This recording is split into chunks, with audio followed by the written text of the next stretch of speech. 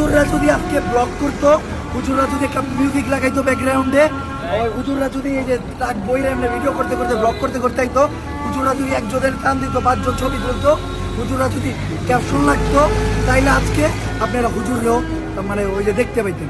আপনারা অনেকে কমেন্ট করতেন যে এই দুর্দিনে আপনারা আগে গেলেন, ওই সেই আমাদের হুজুররা যারা ওই যে ওই আর্টিস্ট করতে গেছিল, ওই যারা ওই যে এই আন্দোলন এটা করতে গেছিল, ওটা করতে গেছিল।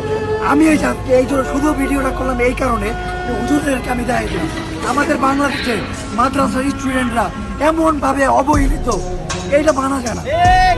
আমাদের আন্দোলনে শুধু কি আমরা এই যে সিভিল স্টুডেন্টরা জয়েন করছিলাম, আমরা কি স্কুলের স্টুডেন্টরা জয়েন করছিলাম, আমরা কি খালি ভার্সিটির স্টুডেন্টরা জয়েন করছিলাম?